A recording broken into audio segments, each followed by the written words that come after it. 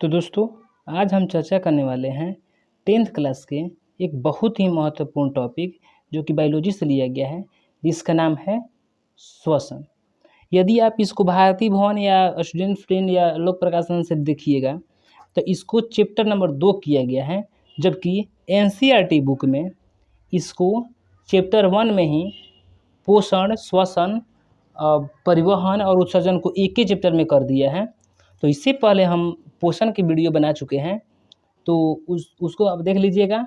अब हम चर्चा करने वाले हैं श्वसन के बारे में। श्वसन क्या होता है? तो सबसे पहले इस पाठ के हम जो मुख्य बिंदु है उस पर चर्चा करते हैं। इसके बाद में 50 ऑब्जेक्टिव जो कि बहुत इंपॉर्टेंट है आप लोगों के लिए। या तो वो आया हुआ क्वेश्चन है, बहुत सारे क्वेश्चन उसमें से आया हुआ है और बहुत सारे क्वेश्चन संभावना है कि आएगा। तो सबसे पहले हम इसके महत्वपूर्ण बिंदुओं को देखते हैं। तो श्वसन कह रहे हैं, श्वसन तो उन सभी प्रक्रियाओं के सम्मिलित रूप जिसके द्वारा सजीवों में ऊर्जा का उत्पादन होता है। सजीवों में ऊर्जा का उत्पादन किसके द्वारा होता है? तो श्वसन क्रिया के द्वारा। तो सबसे पहले आएगा आप लोगों को 10th क्लास में, ये ऑब्जेक्टिव में तो आता ही है, सब्जेक्टिव में आता है कि श्वसन क्या है तथा उसके समीकरण को लिखें। तो सबसे पहले हम श्वसन लिख देंगे और 2 नंबर में आता है क्वेश्चन, श्वसन लिख देंगे उसके समीकरण को। यदि ऐसा आ जाए कि श्वसन क्या है तो आप श्वसन के पहले डिफिनेशन को लेकर के यदि उसमें ये उसका समीकरण लिख दीजिएगा तो आप लोगों को अच्छा अंक मिलेगा। तो है यहाँ पर देखिए, ग्लूकोज है, ऑक्सीजन की उपस्थिति में श्वसन की क्रिया ऑक्सीजन की उपस्थिति में होता है। कार्बन डाइऑक्साइड, जल और यहाँ ऊर्जा उत्पन्न होता है ATP के रूप में, जिसको एडेनोसिन ट्राइफॉस्फेट कहा जाता है। ATP का फुल फॉर्म एडेनोसिन ट्राइफॉस्फेट। तो ये है ग्लूकोज, ऑक्सीजन की उपस्थिति, एंजाइम जो होता है इस पर प्रक्रिया करता है, क्रिया करने के बाद में और ये बनता है कार्बन डाइऑक्साइड, जिसको हम लोग श्वास के रूप में छोड़ देते हैं, ये जल और ये हो गया ऊर्जा। अगला है वायवीय। जो श्वसन होता है ना, इसको 2 भागों में बांटा गया है, एक वायवीय श्वसन और एक अवायवीय श्वसन। तो सबसे पहले हम लोग देखते हैं कि वायवीय श्वसन क्या होता है और अवायवीय श्वसन क्या होता है। तो वायवीय श्वसन, ऑक्सीजन की उपस्थिति में ग्लूकोज के पूर्ण ऑक्सीकरण से होने वाला श्वसन, ऑक्सीकरण की बात यहाँ की जा रही है। तो ऑक्सीजन की उपस्थिति में जो क्रियाएं होती है उसको हम लोग ऑक्सीकरण कहते हैं। तो यहाँ वायवीय श्वसन में वायु की उपस्थिति होगा, वायु में मुख्य रूप से ऑक्सीजन हो जाएगा। अवायवीय में क्या कह रहा है कि ऑक्सीजन की अनुपस्थिति में होने वाले श्वसन प्रक्रिया जिसमें ग्लूकोज का आंशिक ऑक्सीकरण होता है, अवायवीय श्वसन कहते हैं। यदि वायवीय और अवायवीय की बात कहें तो आप स्पष्ट रूप से समझ लीजिए कि वायवीय जिसमें ना वायु की आवश्यकता होती है, वायु कहने का मतलब ऑक्सीजन, तो जिसमें ऑक्सीजन की आवश्यकता होगी उसको वायवीय कहेंगे और जिसमें ऑक्सीजन की आवश्यकता नहीं होगी उसको हम लोग अवायवीय कहेंगे। अगला करें किण्वन क्या होता है भाई? तो पोस्ट में ऑक्सीजन की उपस्थिति में होने वाले, पोषण होना चाहिए यहाँ पर, ऑक्सीजन की अनुपस्थिति में होने वाले प्रक्रम जिसमें ग्लाइकोलिसिस द्वारा उत्पन्न पायरूवेट का विखंडन इथेनॉल एवं CO2 में होता है और 2 अणु ATP का उत्पादन करता है, किण्वन करता है। यहाँ इससे क्वेश्चन आएगा कि किण्वन क्या है, किण्वन क्या है, इसलिए इसको याद कर लीजिएगा आप लोग, किण्वन क्या है आया हुआ है क्वेश्चन। अगला है कि ग्लाइकोलिसिस क्या होता है? तो कोशिका द्रव में होने वाली वह प्रक्रिया जिसमें ग्लूकोज अणु के ऑक्सीकरण के पश्चात पायरूवेट बनता है, ग्लाइकोलिसिस कहलाता है। इस दौरान 8 अणु ATP के रूप में उत्पादन होता है। 8 अणुओं का ATP के रूप में उत्पादन होता है, उसको हम लोग ग्लाइकोलिसिस कहते हैं। अगला हम लोग को देखना है कार्बोक्सिल हीमोग्लोबिन। कार्बोक्सिल आप लोगों को मिलेगा एक कार्बोक्सी हीमोग्लोबिन। इसमें मुख्य रूप से हीमोग्लोबिन और कार्बन डाइऑक्साइड की चर्चा की जाएगी, यानी कि एक मिलेगा कार्बोक्सी हीमोग्लोबिन और एक मिलेगा ऑक्सी हीमोग्लोबिन। तो ऑक्सी हीमोग्लोबिन में ऑक्सीजन और हीमोग्लोबिन का मुख्य भूमिका रहता है, जबकि कार्बोक्सी हीमोग्लोबिन में ना कार्बन डाइऑक्साइड और हीमोग्लोबिन की मुख्य भूमिका रहती है। तो यहाँ है कार्बोक्सी हीमोग्लोबिन, तो कह रहा है कि CO2 का घर के हीमोग्लोबिन से संयोजन, घर की ये मिस्टेक से किया गया है, CO2 का हीमोग्लोबिन से संयोजन के बाद बना यौगिक जो होता है कार्बोक्सी हीमोग्लोबिन होता है। ध्यान दीजिएगा, कार्बोक्सी हीमोग्लोबिन कहेगा तो कार्बन डाइऑक्साइड और हीमोग्लोबिन, ऑक्सी हीमोग्लोबिन कहेगा तो ऑक्सीजन और हीमोग्लोबिन होता है। अगला है नासा द्वार। मानव में वायु प्रवेश होने की जो मार्ग होता है उसको नासा द्वार कहते हैं। डायफ्राम गुट के आकार की संरचना को, वक्ष गुहा को उदर गुहा से अलग, जैसे कि आप लोग जब देखिएगा मानव हृदय को तो उससे नीचे, यदि मान लीजिए कि आप लोगों का मानव हृदय है,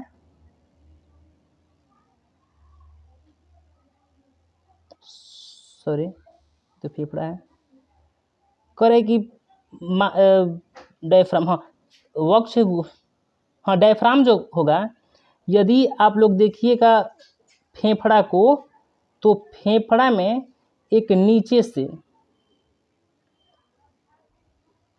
ऐसे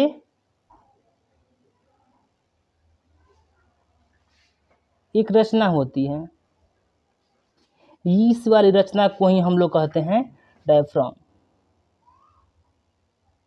ये डायफ्राम है।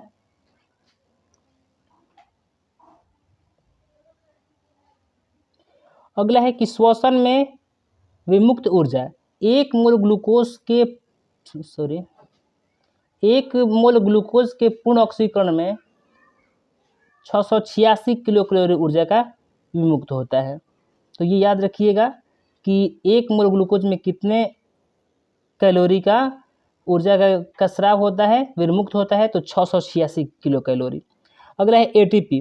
ATP का पूर्ण नाम ध्यान दीजिएगा, क्योंकि ये क्वेश्चन आया हुआ है कि ATP का पूर्ण नाम क्या होता है, तो यहाँ क्लियर किया गया है एडेनोसिन ट्राइफॉस्फेट। करे कि ATP विखंडन, तो 1 मोल ATP के ADP में टूटने पर 30.5 किलो जूल जो होता है ऊर्जा मुक्त होता है, इसी को हम लोग ATP का विखंडन कहते हैं। इसमें मुख्य रूप से ATP का फुल फॉर्म समझिएगा, यही आया हुआ क्वेश्चन है। कोशिकीय ईंधन क्या होता है, ग्लूकोज को कोशिकीय ईंधन कहा जाता है। ग्लूकोज जो होता है उसको कोशिका के ईंधन कहा गया है, क्योंकि ग्लूकोज के अणु श्वसन क्रिया में विखंडित होकर ऊर्जा उत्पन्न करते हैं। अगला है श्वासोच्छ्वास, ये बहुत ही इंपॉर्टेंट है। आप लोग श्वासोच्छ्वास और श्वसन में अंतर आता है, तो श्वसन का ऊपर हम डिफिनेशन दे चुके हैं, ये श्वासोच्छ्वास है। तो श्वसन अंगों द्वारा वायुमंडल या जल में ऑक्सीजन ग्रहण करने और कार्बन डाइऑक्साइड को शरीर से बाहर निकालने की प्रक्रिया को, यानी कि हम स्पष्ट रूप से ये कह देंगे कि हवा को लेने, ऑक्सीजन को लेने और कार्बन डाइऑक्साइड को छोड़ने की प्रक्रिया को ही हम लोग श्वासोच्छ्वास कहते हैं। बाह्य श्वसन क्या होता है, ये आप लोग ध्यान दीजिएगा कि श्वसन और श्वासोच्छ्वास में अंतर आता है। तो इसके बाद हम देखेंगे NCERT क्वेश्चन को भी हल करा देंगे, लेकिन ऐसे आप लोग ध्यान दीजिएगा, यदि श्वसन कहेगा तो श्वसन का डेफिनेशन दे दीजिएगा, श्वासोच्छ्वास कहेगा तो उसका डेफिनेशन दे दीजिएगा। बाह्य श्वसन कह रहा है तो क्रियाएं जिनके द्वारा बाह्य वातावरण से ऑक्सीजन को कोशिकाओं में लाया जाता है तथा कार्बन डाइऑक्साइड को, यहाँ थे मिस्टेक्स हो गया, कार्बन डाइऑक्साइड को शरीर के श्वसन अंगों द्वारा बाहरी वातावरण में निष्कासित किया जाता है, इसी को हम लोग बाह्य श्वसन कहा जाता है, कहते हैं। अगला है कि अंतः श्वसन, बाह्य श्वसन होता है उसमें बाहर निकला जाता है, अंतः श्वसन में अंतर किया जाता है। वैसी श्रृंखलाबद्ध जैव रासायनिक प्रक्रियाएं जिनके द्वारा कोशिकाओं में ग्लूकोज के ऑक्सीकरण से ऊर्जा का उत्पादन होता है, यहाँ ध्यान दीजिएगा, ऊर्जा का उत्पादन होगा किसमें, अंतः श्वसन में, जिसको कोशिकीय श्वसन भी कहा जाता है। रंध्र क्या होता है, पादप की पत्तियों में पाए जाने वाले छिद्र जिनके द्वारा उनके श्वसन गैसों का आदान प्रदान होता है उसको रंध्र कहते हैं। गैसों का आदान प्रदान किसके द्वारा होता है, रंध्रों के द्वारा, पत्तियों के रंध्रों के द्वारा। अगला है ट्रैकिया। ट्रैकिया क्या होता है, स्थानीय फोटो में वायु से भरी बोरिक नलियों का बना श्वसन तंत्र, जैसे कि ये आप लोगों का फेफड़ा है, तो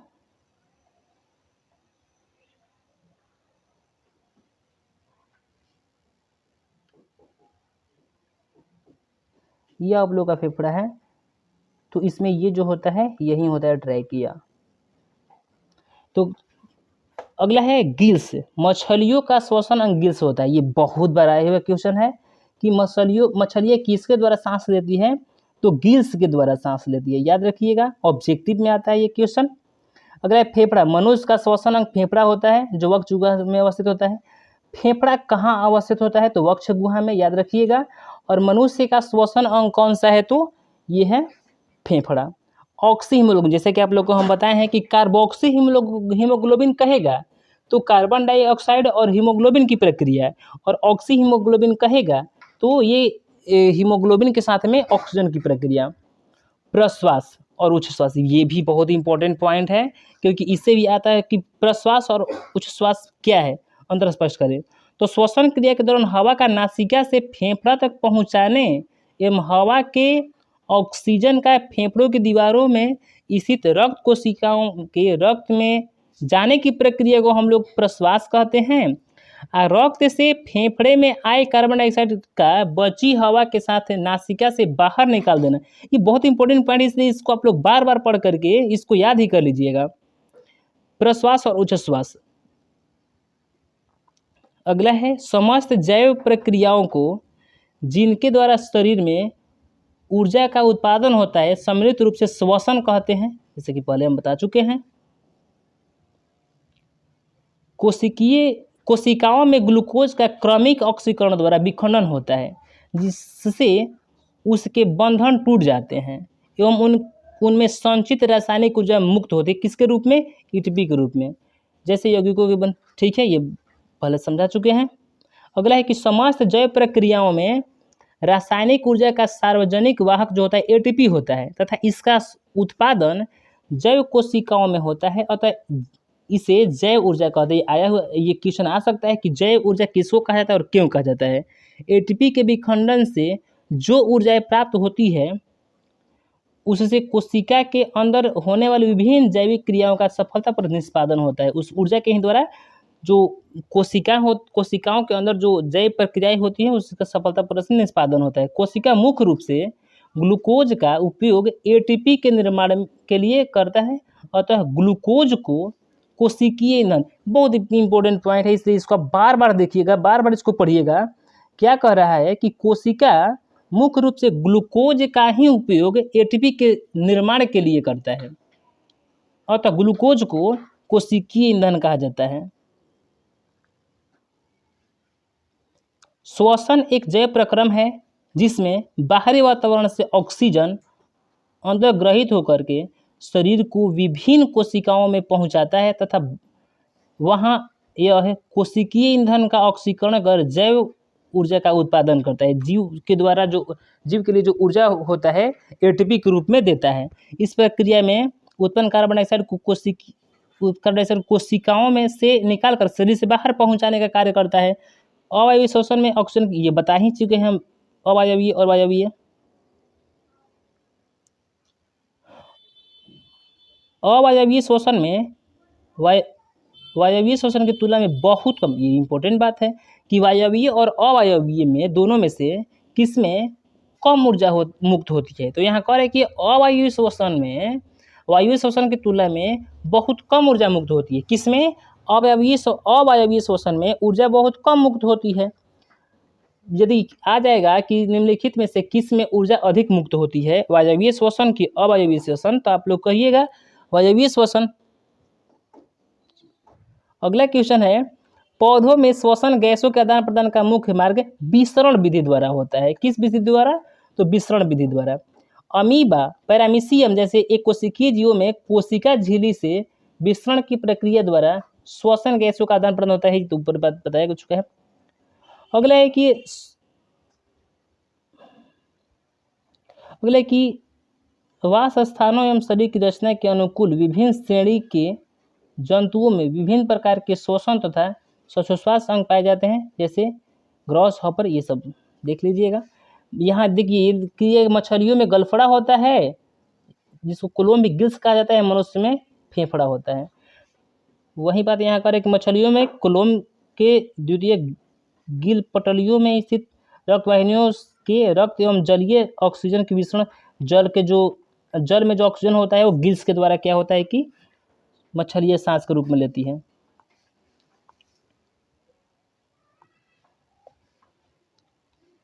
आगे है मनुष्य का श्वसन तंत्र। ये बहुत इंपॉर्टेंट पढ़ाई है, इसलिए इस पर चर्चा हम करते चल रहे हैं कि गॉस हॉपर, तिलचट्टा, मक्खी आदि के रक्त में ऑक्सीजन को बांधने वाला रंजक हीमोग्लोबिन उपस्थित नहीं होता है। ये आप लोगों के क्वेश्चन में ऑब्जेक्टिव में आ सकता है कि निम्नलिखित में से किस में हीमोग्लोबिन नहीं पाया जाता है? ग्रॉस हॉपर, तिलचट्टा, मक्खी। तो अब इस पर ध्यान दीजिएगा कि इस सब में नहीं पाया जाता है हीमोग्लोबिन, अतः इनमें ऑक्सीजन सीधे ऊतकों को एंट्रेकिया द्वारा पहुंचाया जाता है। मनुष्य का श्वसन तंत्र श्वसन नलिका एवं श्वसन अंग का बना होता है, इसलिए इस पर बस पढ़ लीजिएगा आप लोग। श्वसन नलिका के अंतर्गत बाह्य नासिका, नासिका प्रकोष्ठ, अंतरनासिका, लैरिंगोफैरिंक्स, कंठ, ट्रैकिया तथा प्राथमिक, ये सब श्वसन का अंग है, श्वसन अंग है। मनुष्य के श्वसन तंत्र में ट्रैकिया के अलावा, हाँ ये इंपॉर्टेंट पॉइंट है इसलिए इस पर ध्यान दीजिएगा। मनुष्य के श्वसन तंत्र में ट्रैकिया की कुल लंबाई कितनी होती है? तो 11 सेंटीमीटर, और व्यास जो होता है 16 mm होता है। तथा पूरी लंबाई जो होता है, पूरी लंबाई में ट्रैकिया की दीवार उपास्थि, अस्थि नहीं उपास्थि के बने हुए अपूर्ण वलय क्रम से सजी होती है। मनुष्य में प्रत्येक फेफड़ा हृदय के दोनों ओर वक्षीय गुहा के द्वारा पाया जाता है। बस इसको पढ़ लीजिएगा एक बार आप लोग।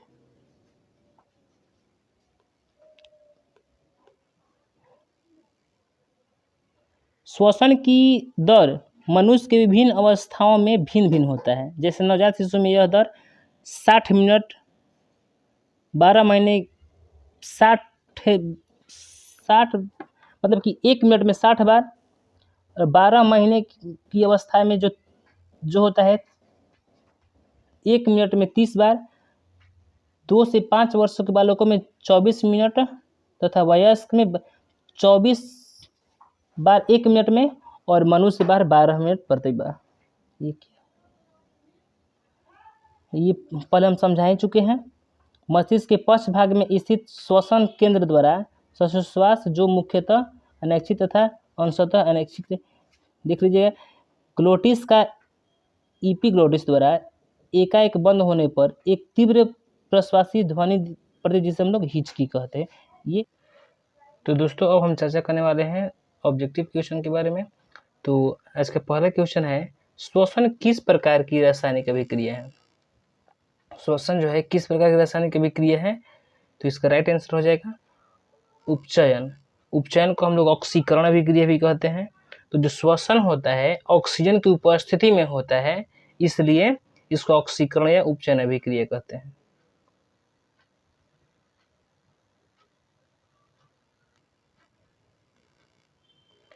अगला क्वेश्चन है कि वह जैव प्रक्रम जिनके द्वारा शरीर में ऊर्जा का उत्पादन होता है क्या कहलाता है? तो इसका राइट आंसर हो जाएगा श्वसन। श्वसन के द्वारा ऊर्जा का उत्पादन होता है। श्वसन क्रिया में निम्नलिखित किस गैस को ग्रहण किया जाता है? श्वसन की क्रिया में मुख्य रूप से हम लोग ऑक्सीजन गैस को ग्रहण करते हैं, इसलिए इसको ऑक्सीकरण अभिक्रिया कहते हैं। अगला क्वेश्चन कि वायवीय श्वसन का दूसरा चरण जो है किसमें पूर्ण होता है? तो इसका राइट आंसर हो जाएगा माइटोकॉन्ड्रिया में। माइटोकॉन्ड्रिया में दूसरा चरण पूर्ण होता है। पौधों में किस क्रिया के द्वारा ऑक्सीजन बाहरी वातावरण से कोशिकाओं को पहुंचता है? बाहरी वातावरण से कोशिकाओं को किस क्रिया के द्वारा पहुंचता है? तो इसका राइट आंसर हो जाएगा विसरण प्रक्रिया के द्वारा, विसरण क्रिया के द्वारा। अगला क्वेश्चन है कि पौधों में गैसों के आदान प्रदान के लिए क्या रहते हैं? तो पौधों में गैसों के आदान प्रदान के लिए रंध्र रहते हैं। कोशिका के किस भाग में अवायवीय श्वसन होता है? तो इसका राइट आंसर हो जाएगा कोशिका द्रव में। मिस्टेक हो गई है, कोशिका द्रव होना चाहिए। वह प्रक्रिया जिसके द्वारा मनुष्य श्वास ग्रहण करता है तथा छोड़ता है उसको हम लोग क्या कहते हैं? तो उसको हम लोग श्वासोच्छ्वास कहते हैं। सांस लेने और छोड़ने की प्रक्रिया को श्वासोच्छ्वास कहते हैं। अगला क्वेश्चन है कि जंतुओं में आणविक ऑक्सीजन की अनुपलब्धता होने पर पायरुवेट का रूपांतरण किस यौगिक में होता है? तो इसका राइट आंसर हो जाएगा लैक्टिक अम्ल।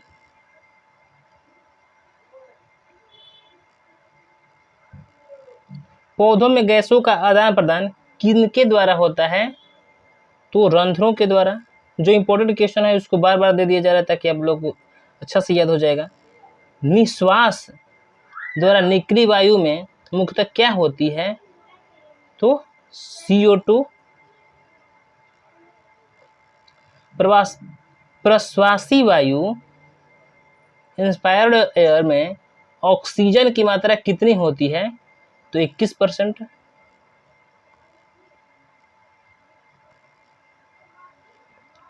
प्रश्वास के समय डायफ्राम क्या करता है? तो संकुचित हो जाता है।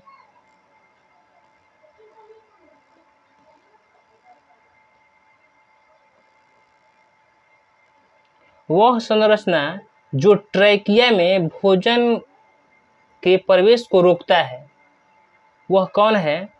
जो ट्रैकिया में भोजन के प्रवेश को रोकता है तो इसका राइट आंसर हो जाएगा एपिग्लॉटिस।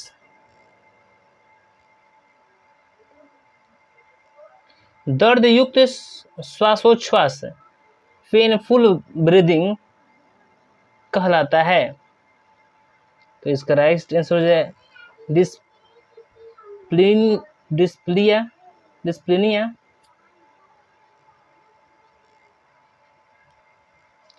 इनमें से किसके साथ हीमोग्लोबिन का लगाव सर्वाधिक होता है? तो कार्बन मोनोऑक्साइड के साथ है। और ऑक्सीजन हीमोग्लोबिन के साथ अभिक्रिया करके क्या बनाता है? तो ऑक्सी हीमोग्लोबिन।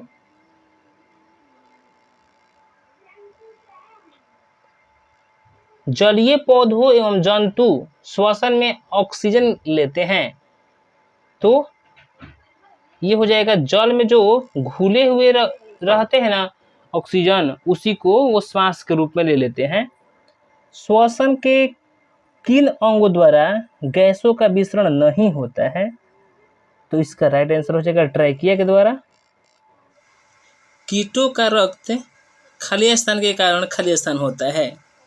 तो अब इस खाली स्थान में क्या भराएगा? तो कीटों का रक्त बिना वर्णक के कारण सफ़ेद होता है। जब इसमें वर्णक हो जाएगा हीमोग्लोबिन नामक तो यहीं लाल हो जाएगा। तो बिना वर्णक के होता है जिसके कारण सफ़ेद होता है। करेंगे तिलचट्टा में कितने जोड़े श्वास रंध्र पाए जाते हैं? तो इसका राइट आंसर हो जाएगा 10 जोड़े।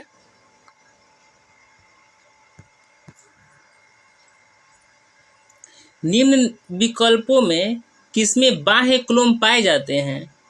तो बाह्य क्लोम नेक्टूरस में भी पाए जाते हैं, प्रोटियस में भी पाए जाते हैं और सैलामेंडर में भी पाया जाता है। यानी कि ABC तीनों सही हो जाएगा। निम्न विकल्पों में कौन क्लोम का प्रकार नहीं है? तो इसका राइट आंसर हो जाएगा ट्रेक्यूल्स। ये तीनों है और यही नहीं है। ग्लोटिस जो होता है किसके द्वारा बंद हो सकता है, किसके द्वारा ग्लोटिस बंद हो सकता है? तो इसका राइट आंसर हो जाएगा एपिग्लोटिस के द्वारा, सॉरी एपिग्लोटिस के द्वारा जो होता है ग्लोटिस बंद हो जाता है। हृदय खांच कहाँ पाया जाता है? तो इसका राइट आंसर हो जाएगा बायां फेफड़ा में।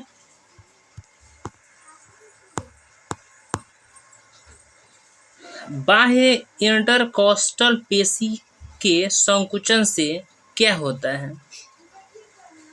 तो इसका राइट आंसर है प्रश्वास। फेफड़ा से ऑक्सीजन को कोशिका में पहुंचाने का कार्य मूल रूप से कौन करता है? फेफड़ा से ऑक्सीजन को कोशिका में पहुंचाने का कार्य कौन करता है? तो इसका राइट आंसर हो जाएगा हीमोग्लोबिन। ऑक्सीजन से अभिक्रिया करके ऑक्सीजन हीमोग्लोबिन बनाते हैं और जिसकी वजह से शरीर के सभी कोशिकाओं में पहुंचा दिया जाता है। श्वसन के अंतिम उत्पाद क्या है? तो इसका राइट आंसर हो जाएगा कार्बन डाइऑक्साइड, H2O और ऊर्जा। यहाँ H2O होना चाहिए।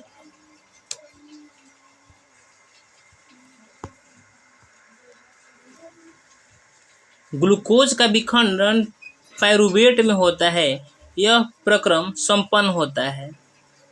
तो इसका राइट आंसर हो जाएगा कोशिका द्रव में। ग्लूकोज में कार्बन के कितने अणु होते हैं? तो ग्लूकोज में कार्बन के 6 अणु होते हैं। पत्तियों में गैसों का आदान प्रदान कहाँ होता है? पत्तियों में गैसों के आदान प्रदान रंध्र के द्वारा होता है।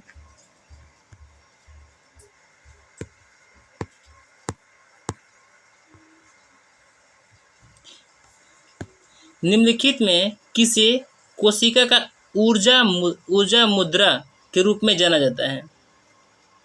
तो एटीपी को हम लोग क्या करते हैं? ऊर्जा मुद्रा के रूप में, और ऊर्जा हाउस कहते हैं माइटोकॉन्ड्रिया को।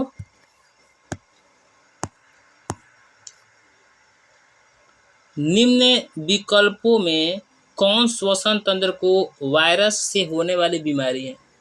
निम्नलिखित विकल्पों में जो है वायरस से होने वाला बीमारी, यहाँ कर है कि श्वसन तंत्र, लेकिन श्वसन तंत्र में वायरस से होने वाला बीमारी कौन सा है? तो इन्फ्लुएंजा है।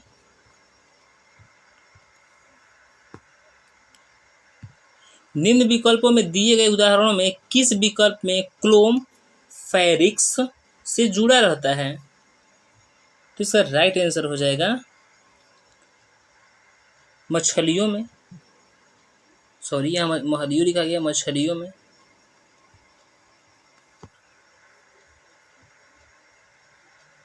किस प्रकार के क्लोम में क्लोम तंतु क्लोम चाप के दोनों तरफ पाया जाता है? तो इसका राइट आंसर हो जाएगा पूर्ण क्लोम में। पैरामीशियम में गैसों का आदान प्रदान किसके द्वारा होता है? पेरिकल के द्वारा।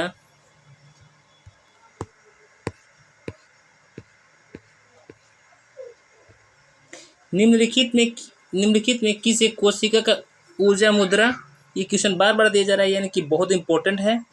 तो इसका राइट आंसर हो जाएगा एटीपी। इंपॉर्टेंट क्वेश्चन को हम बार बार दे रहे हैं ताकि आप लोग के दिमाग में आ जाए। पत्तियों में गैसों का आदान प्रदान कहाँ होता है? रंध्रों के द्वारा, ये भी इंपॉर्टेंट क्वेश्चन है।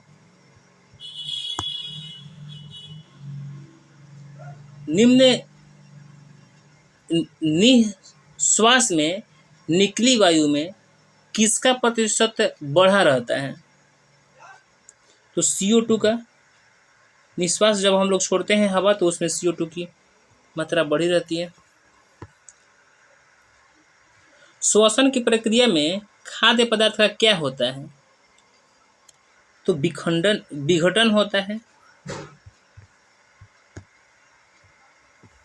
मनुष्य में श्वसन वर्णक पाया जाता है हीमोग्लोबिन में, जिसकी वजह से सभी के शरीर के सभी भागों में ऑक्सीजन को ले जाने का कार्य करता है। एटीपी में फास्फेट की संख्या कितनी होती है? तो 3।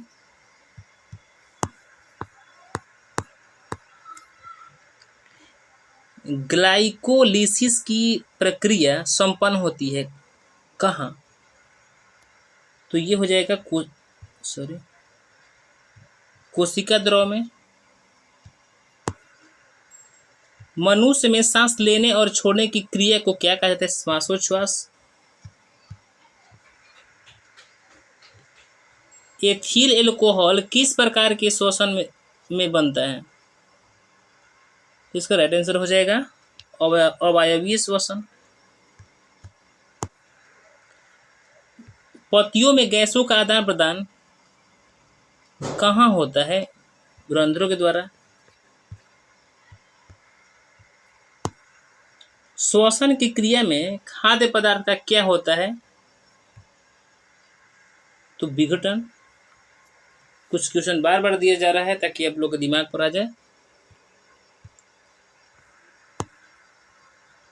अवायवीय श्वसन में कोशिका के अवायवीय श्वसन कोशिका के किस भाग में होता है? तो ये हो जाएगा कोशिका द्रव में।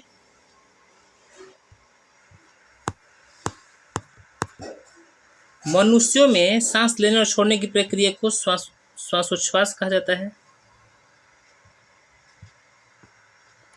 इनमें सामान्यतः किसका उपयोग कोशिका द्वारा ऊर्जा उत्पादन के लिए होता है? तो इसका राइट आंसर हो जाएगा अमीनो अम्ल।